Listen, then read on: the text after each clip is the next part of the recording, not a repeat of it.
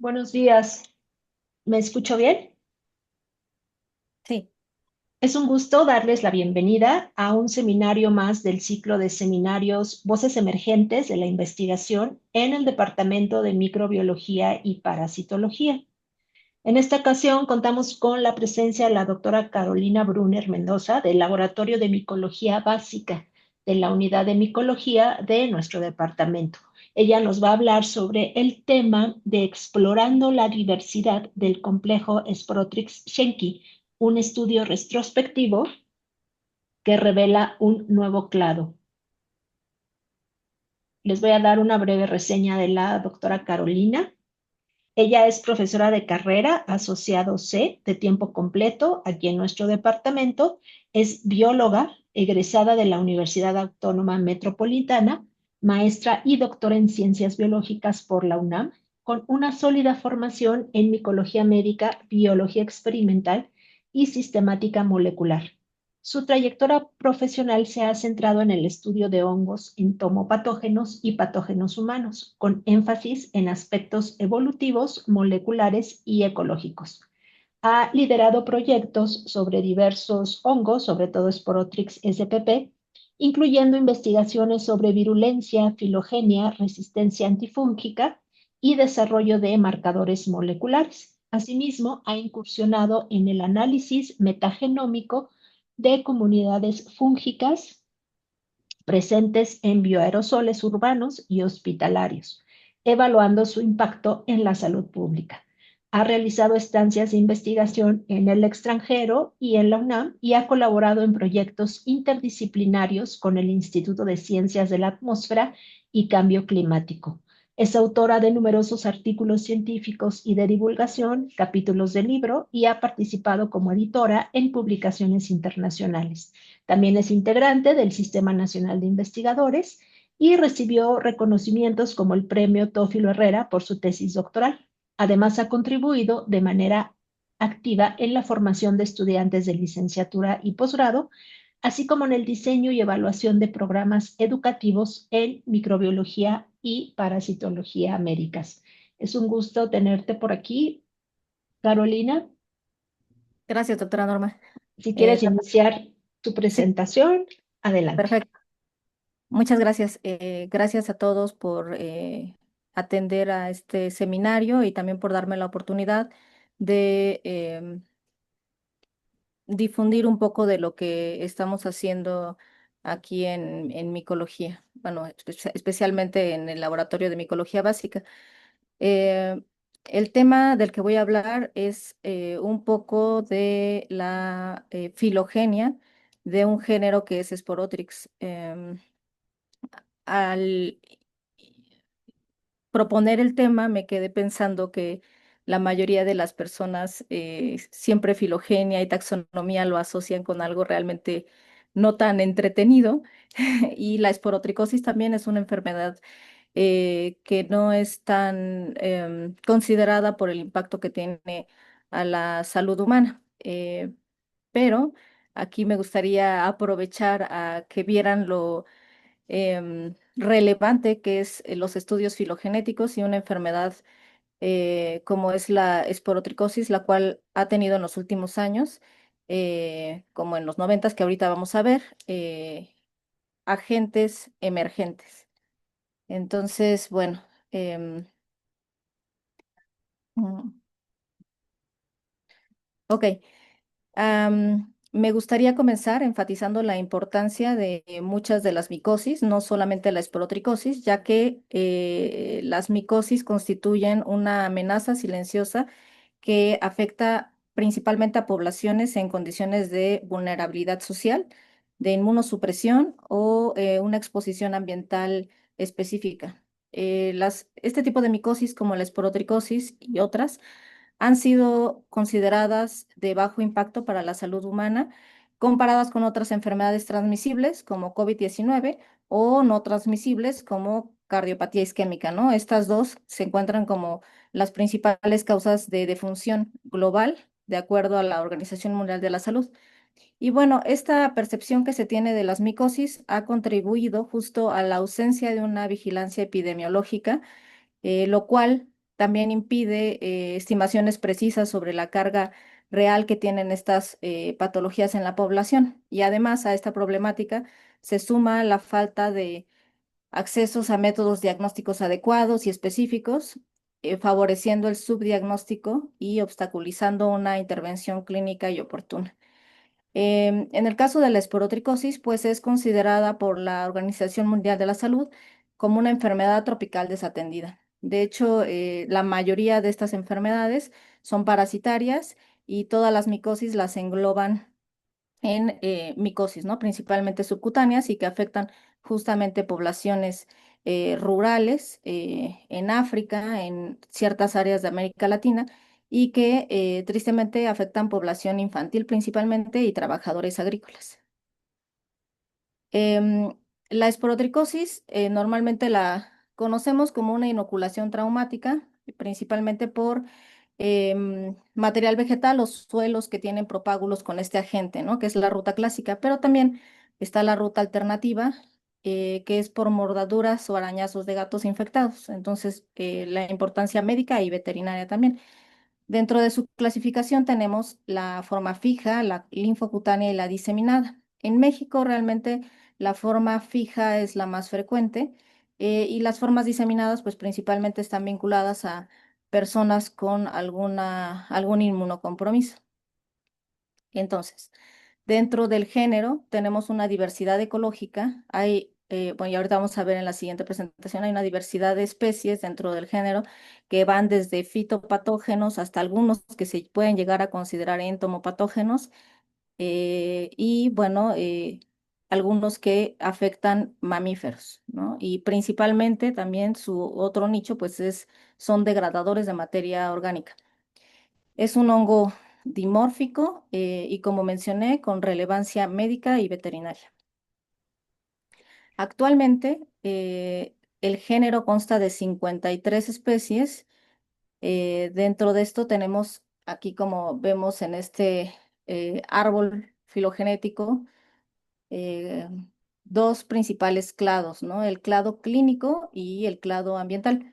Dentro del clado clínico están las principales especies que están relacionadas a casos clínicos, que es Sporotrix brasiliensis, Schenki, Globosa y Luriei. Y dentro del clado ambiental tenemos especies que, aunque han sido o fueron identificadas inicialmente de suelos, como chilensis y mexicana, también tienen casos clínicos reportados, no muchos, pero ahí están. Y bueno, si ven en amarillito, ¿no? En un pentágono amarillo, tenemos los casos donde hay esporotricosis o cepas relacionadas a esporotricosis felina, los rojos son esporotricosis humana y los verdes, cepas ambientales. Ok, regresando un poco a la especie Sporodrix schenki, que es la que todos conocemos, pues es la especie que es conocida como la principal responsable de todas las micosis, pero también hemos visto que dentro de todo este género y del complejo específicamente de Sporodrix schenki hay variabilidad en cuanto a la virulencia. Por ejemplo, Sporotrix brasiliensis ha demostrado ser más virulenta que otras especies, ¿no? Globosa, menos virulenta en cuanto a pruebas en ratones, por ejemplo, en mamíferos, y Schenki con una virulencia, digamos, media. Y también en cuanto al tratamiento y pronóstico es importante porque dependiendo de la especie se han encontrado resistencias a ciertos antifúngicos. Se ha visto que cepas o aislados ambientales tienen o son multidrogo resistentes a los principales antifúngicos, ¿no? Azoles, equinocandinas o anfotericina B. Ok. Algo importante antes de llegar al objetivo del estudio es que veamos la progresión taxonómica de cómo el género y la especie Sporotrix schenki, de algo que empezó como un único agente etiológico, ahorita ya tenemos 50 y tantas especies. Entonces, en este cronograma vamos a ver estos cambios que aplican aquí a Sporotrix, pero también así ha pasado en la micología. Inicialmente se identificó las especies con caracteres morfológicos, después con características bioquímicas o fisiológicas, con la llegada de la biología molecular, pues con secuencia Sanger. Y pues en los últimos años hemos visto ya genómica comparativa u otras em, técnicas como nanopore u otras, ¿no? Entonces, bueno, en el caso de Sporotryx schenki, pues fue inicialmente descrita por Benjamin Schenk, el cual lo determinó únicamente por clínica y mandó a hacer un estudio patológico con Edwin Smith, el cual lo consideró como del género Sporotricum. Hasta el 74, Rippon y colaboradores consideraron al único agente etiológico responsable de ese tipo de enfermedad a Sporotryx schenki, nombrándolo así por Benjamin Schenk, que fue el primero en identificarlo, ¿no? Era una única especie con un amplio rango clínico, esta forma fija, linfangítica y diseminada, y con diversos nichos ecológicos. Después, en el 2007, Marimón y colaboradores, utilizando ya diferentes regiones como ITS, calmodulina y betatubulina, elucidaron que, no que dentro de Schenki, que era considerada la única especie, había otras especies, ¿no? Como Sporotrix brasiliensis, globosa, luriei y Schenki sensu stricto.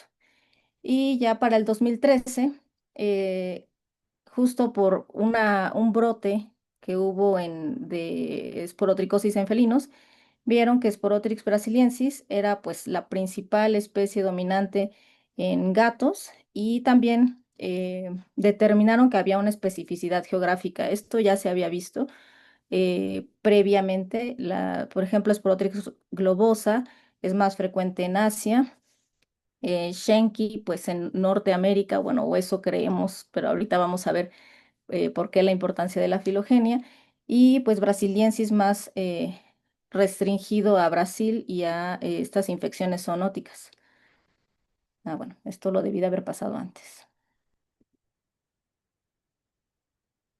Ok, en el 2016 hay descripción de nuevas especies ambientales como Sporotrix chilensis, años previos Sporotrix mexicana, la cual curiosamente es de aislados de suelo de Puebla. Y bueno, en los últimos años ya se han hecho estudios filogeográficos que revelan patrones evolutivos de estas especies, flujo génico y especies crípticas dentro del complejo Sporotrix-Schenki. Pero bueno, ¿qué tenemos en cuanto a la esporotricosis en México y por qué la importancia de la identificación molecular y determinación filogenética de lo que encontramos? Realmente en México las micosis como la esporotricosis no están incluidas, ninguna micosis de hecho, de manera sistemática ni explícita en el listado principal de enfermedades de notificación obligatoria. Su atención ha sido históricamente fragmentada, han tenido un bajo reconocimiento clínico, hay una limitada infraestructura diagnóstica en unidades de primer nivel, que son principalmente las que atienden este tipo de casos por ser en zonas rurales. Entonces, el objetivo de este trabajo fue inicialmente y determinar la identidad molecular de los aislados que presuntamente estaban identificados como Sporotrix schenki, ¿no? Bueno, ya lo dejé como Sporotrix, pero inicialmente todos los aislados que se tenían por donación en el cepario se consideraban Schenki, ¿no? Entonces queríamos primero hacer como una asignación taxonómica con un análisis filogenético multilocus, empleando las regiones ya descritas previamente, el ITS como considerado como el marcador panfúngico, beta-tubulina, el cual también había sido considerado informativo en este grupo, el factor de elongación, que es como el segundo después de ITS que se ha considerado, y calmodulina, el cual ha sido considerado dentro del género Sporotrix como el más informativo para llegar a elucidar a nivel de especie. Dentro de los aislados que tenemos, incluimos cepas de origen clínico, donados por diversas instituciones de Guatemala, de Colombia, de aquí de México, del Instituto Dermatológico Pascua, de Hospital General y también aislados ambientales. Además, se realizaron evaluaciones fenotípicas, incluyendo dimensionar conidios, células levaduriformes, esta transición morfológica a levadura, asimilación de diferentes fuentes de carbono como sacarosa y rafinosa, y crecimiento en diferentes medios como saburó, eh, cornmeal y PDA. Eh, Dentro de materiales y métodos les voy a hacer un resumen, pero bueno, ya les conté un poco de este separio con el que se contaban, 80 aislados donados de diferentes instituciones, inicialmente caracterizados todos como Sporothrix shenki, únicamente basados eh, en medios de cultivo, en saburó, en micromorfología. Estos aislados estaban en preservación en nitrógeno líquido o glicerol. Se hizo la reactivación en APD y se determinaron características micromorfológicas, como ya lo mencioné, conidios, levaduras, transición a, a levadura, asimilación de diferentes fuentes de carbono, em, crecimiento en diferentes medios, y la parte como que más sobresale es pues eh, el análisis filogenético amplificando cuatro regiones, ¿no? Las cuatro principales para hacer la construcción de dendrogramas, bueno, previamente el análisis de secuencias, incorporación de cepas de referencia para ubicar los principales clados y, bueno, determinar qué es lo que estaba pasando con los aislados que teníamos en resguardo. Y bueno, entonces dentro de los resultados, la mayoría de los casos, bueno, aquí son resultados preliminares de esos 80, lo que les estoy presentando aquí son parciales. Entonces tenemos 16 aislados de este estudio, de los cuales 7 son de suelos principalmente de Puebla, de suelos de ya sea de cafetales o de zonas con rosales, pacientes diagnosticados con esporotricosis, de los cuales 4 eran de México, uno de Guatemala, 4 de Colombia. Y bueno, todos estos los vemos aquí, la mayoría eran eh, aislados de esporotricosis humana. En cuanto al sexo, pues era algo muy parejo en cuanto a mujeres y hombres, y una también gran cantidad de aislados que no estaba determinado el sexo. Y en cuanto a la forma clínica de los cuales se obtuvieron, la mayoría fueron linfocutáneo muy pegadito con forma fija, y algunos de esporotricosis diseminada. Mm, Ok. Bueno, entonces lo primero en cuanto a los resultados, los aislados en general mostraron la típica morfología de Sporothrix shenki, inicialmente apareciendo como colonias blancas, dentro de un tiempo maduran y se tornan marrones, algunas o casi negras. Eh, Al microscopio eh, se revelaron hifas hialinas, septadas, ramificadas, que formaron conidios simples en forma de huevo en el ápice y dispuestos en una cabeza floral. Realmente, en cuanto a micromorfología, no hay algo que los distinguiera. Bueno, algunos sí se veían como globosa, pero bueno, queríamos ver qué es lo que pasaba en la parte molecular. Y bueno, en cuanto a la transición a levadura, todos tuvieron esa transición a 37 grados. Voy a regresar a esta parte. Se hicieron en diferentes medios, en Saburó, en Cornmeal y APD. Y bueno, hasta ahí todo parecía Sporothrix shenki. Pero bueno, ya llegamos a este árbol que les quiero presentar, el cual es un árbol concatenado utilizando principalmente las regiones calmodulina y factor de elongación. ITS, los árboles generados con ITS resultaron con clados poco definidos, ¿no? Muchas veces ITS ha tenido ese problema en algunos grupos fúngicos que no logran resolver clados, y que muchas veces quedan politomías, o sea, es decir, como un peinecito que no te dice mucho.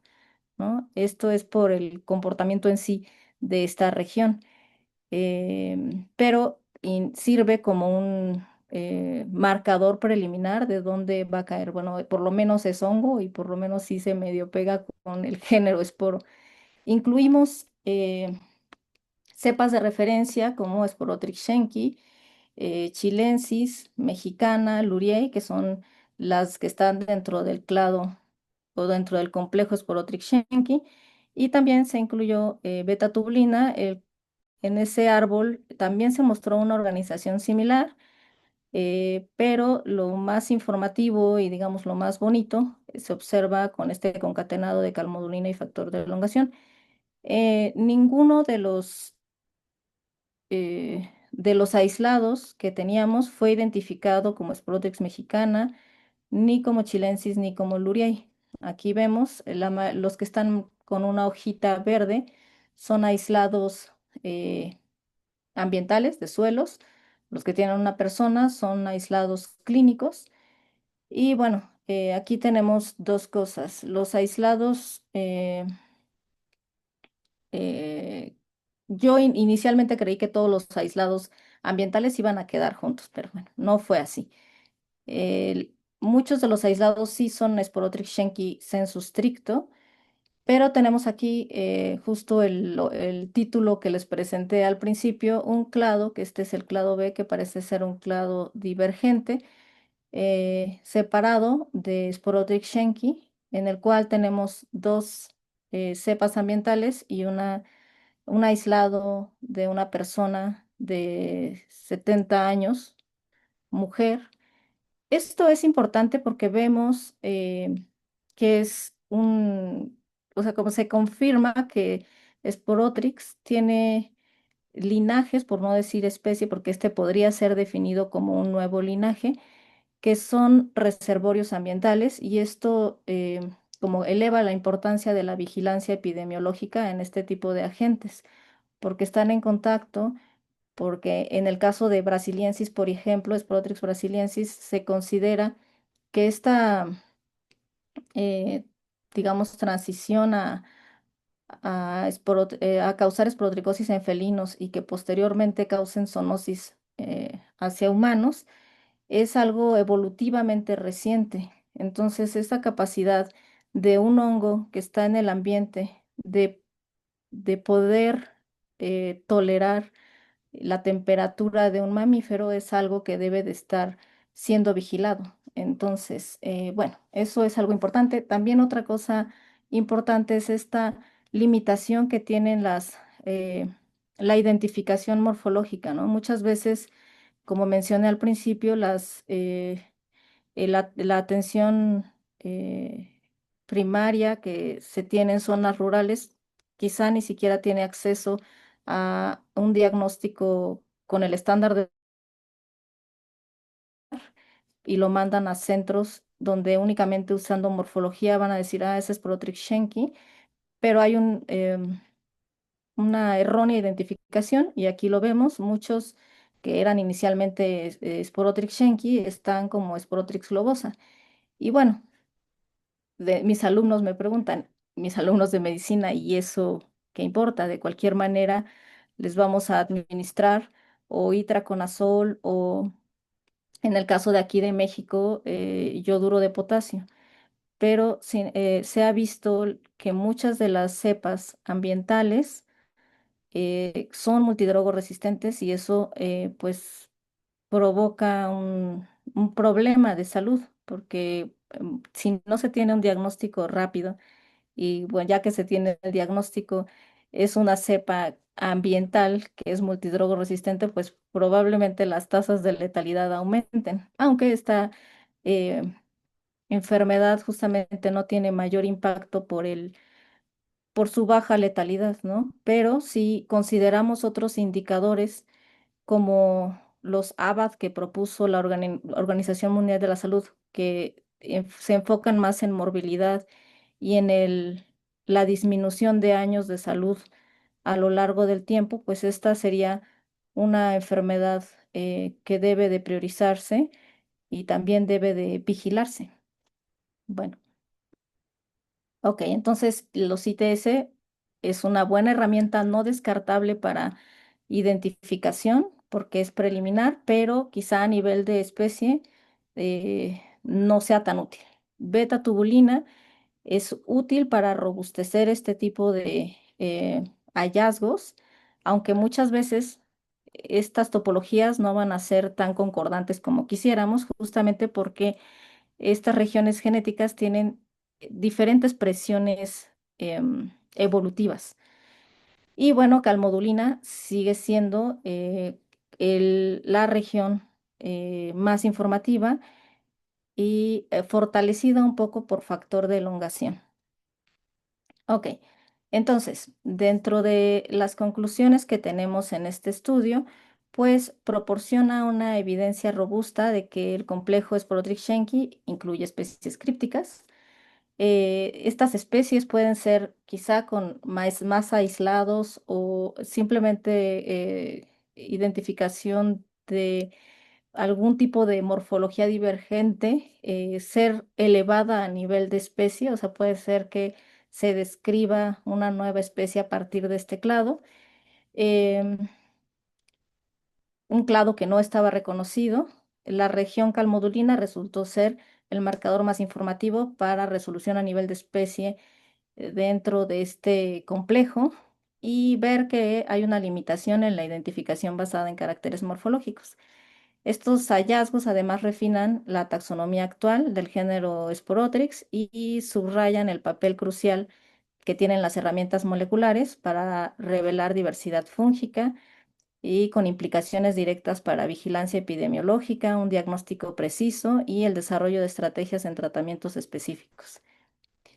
Y bueno, quisiera agradecer al equipo de micología básica, a la doctora Conchita Toriello, a la maestra en ciencias Hortensia Navarro y a la química Amelia Pérez, ya que ellos son el grupo que me apoya y que me ayuda con toda esta parte y también el financiamiento que se otorgó para parte, bueno, esto es una parte del proyecto PAPIT. Entonces, bueno, eh, eso sería todo. Muchas gracias, Caro. Gracias. Vamos a continuar con la sesión de preguntas y esto lo va a llevar el doctor Arturo. Ujú. Claro que sí, doctora, muchas gracias por su participación y por toda la información que nos otorgó.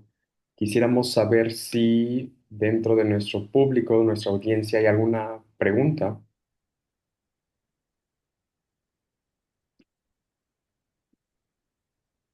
Bien, tenemos una persona quien levantó la mano, Teresa Elizabeth. Ok.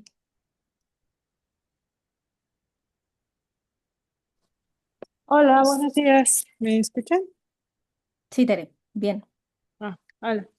Bueno, tengo algunas preguntas que me gustaría hacerle, doctora. Creo que la principal sería, ¿cuál es el siguiente camino, no? Ya que se sabe la presencia de un nuevo clado, ¿qué es lo que sigue? ¿Se pueden hacer estudios de virulencia para ver si son más virulentos, menos virulentos? Y creo que la segunda sería, eh, podríamos decir entonces que para Sporotrix ITS no es un buen marcador, entonces sería calmodulina ya el marcador que uno debería considerar como la primera diana génica. Ok. Gracias por tus preguntas, Tere. Bueno, en cuanto a las perspectivas del proyecto, sí, definitivamente se requieren hacer más estudios. De hecho, ya estamos comenzando a ver estos estudios de virulencia en un nuevo modelo que es Tenebrio. Ya tenemos algunos análisis en ratones, pero sí justamente determinar de estos aislados y principalmente de los aislados que conforman este nuevo clado, si hay diferencias significativas en cuanto a virulencia. Entonces sí, eso es totalmente relevante. Además, estamos por iniciar la otra fase que es de prueba de resistencia a antifúngicos. También queremos ver si tienen una capacidad intrínseca para resistir, ¿no? Como por ejemplo en Candida auris, que es multidrogo resistente, quizá dentro del clado y por ser eh, aislados ambientales también tengan una resistencia a soles, a equinocandinas. Entonces sí, ese es el siguiente paso. Y bueno, en cuanto a la pregunta de ITS, en el caso de identificación de especies y filogenia, siempre se busca hacer como tener un enfoque polifásico, ¿no? No únicamente vas a identificar una especie em, con un marcador, ¿no? O sea, lo que se busca es justamente esa concordancia genealógica, que diversos métodos te den también esa misma respuesta. Aquí se me olvidó decirles, pero este árbol fue generado con verosimilitud e inferencia bayesiana.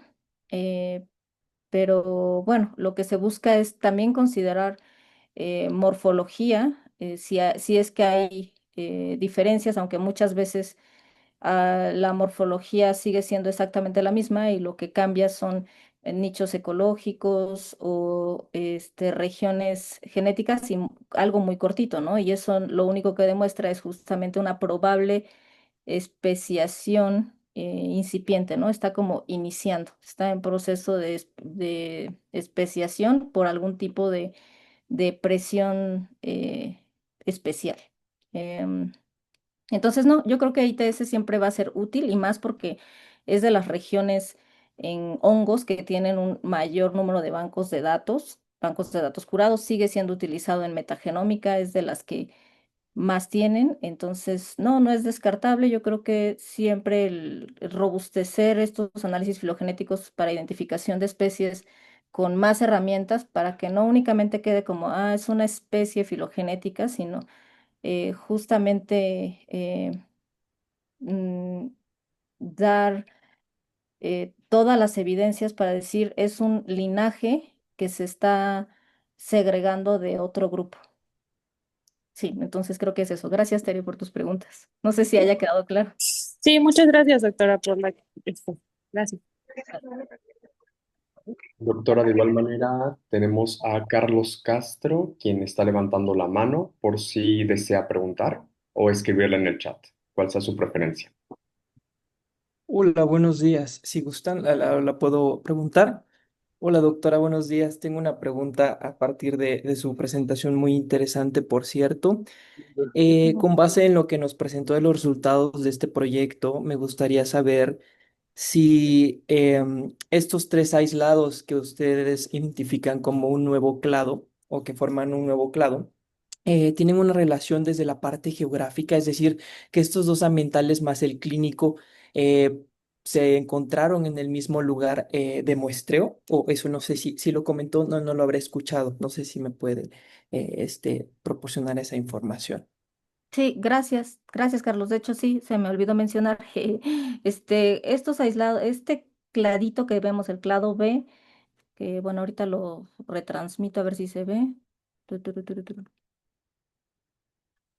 Ok, bueno, aquí está, ¿no? Este clado B. Los dos aislados, este 257 y 194, efectivamente son aislados de la misma zona geográfica de Puebla, eh, ahí a unos metros, los dos son de lo mismo, y este 748 que fue el que se filtró, que es un aislado de una persona con esporotricosis fija, pues realmente muchas veces los datos están limitados, pero esta persona fue diagnosticada con esporotricosis en Guadalajara. O sea, de hecho de allá viene este aislado. Muy probablemente sea de Puebla y por este tipo de subdiagnóstico que se tiene, por esta falta de monitoreo y vigilancia y la poca atención que se ha tenido a la micosis, fue en el único lugar donde lo atendieron y lo identificaron, pero bueno, también este aislado ya tiene varios años, entonces sí, los tres muy probablemente sean de la misma región geográfica. Y también se me olvidó comentarles que dentro de Globosa, y eso fue otra cosa, yo pensé que los aislados de todos los que teníamos de México se iban a agrupar con todos los de México. Pero pues la evolución sí conoce fronteras, pero no las que nosotros ponemos. Entonces muchos de los aislados que tenemos están pegados. México, Guatemala, Colombia, aunque la mayoría de los aislados de Colombia son Sporotrix globosa. Pero bueno, también hay falta, pues sí, como incorporar quizá más aislados para justamente evidenciar este único clado que se mantenga. Ujú. Entonces, sí, gracias por tu observación, Carlos. Gracias, doctora. Ujú. Muy No sé. bien. Seguimos invitando a las personas que tengan dudas a escribirlas o directamente preguntarle a la doctora. Bueno, Ok, creo que por lo mientras, doctora, no hay más. Seguramente surgirán en algún momento. Y seguramente. pero sí quiero mencionarle que tenemos diferentes mensajes en el chat y todos haciendo alusión a la gran presentación que dio y a las Ay, felicitaciones por la misma.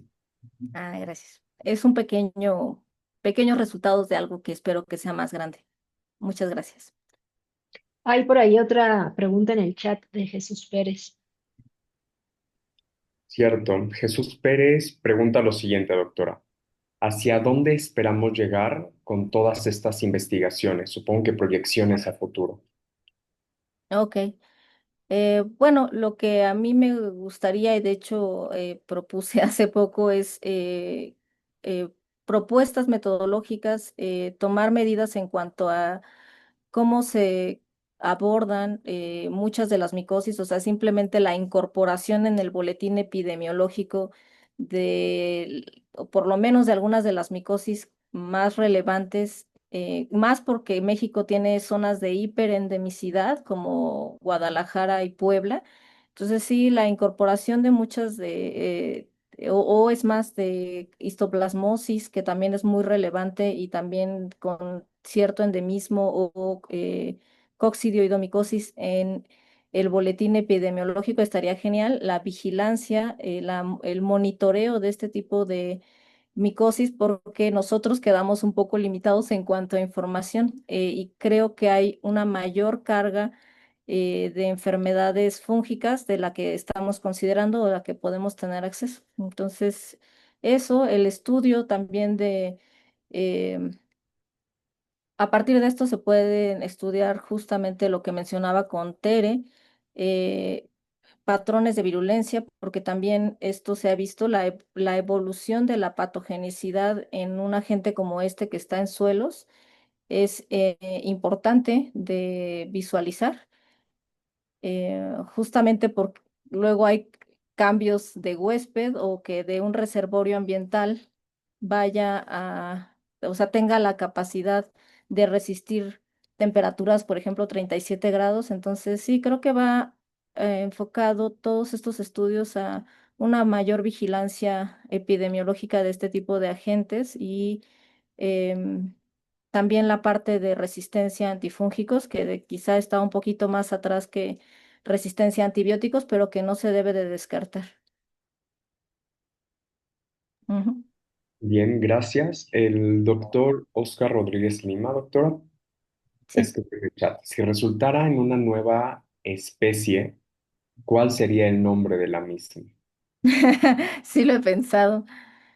Pues como ya existe una Sporotrix mexicana, pues no podría ser Sporotrix mexicana. Entonces, supongo que lo pondría a votación como el nombre este, de la jirafa Benito.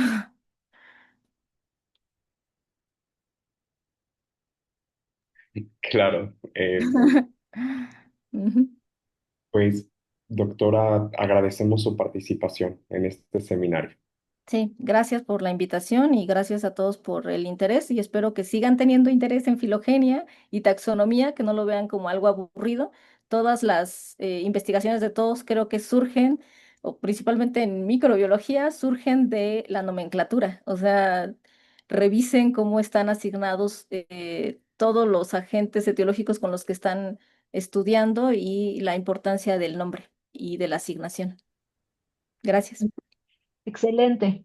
Bueno, pues yo también le doy las gracias a la doctora Brunner, al doctor Arturo Ortiz por apoyarnos en esta sesión y claro que a ustedes por su asistencia y los esperamos en el próximo seminario y que tengan un buen fin de semana. Hasta luego. Gracias. Bye.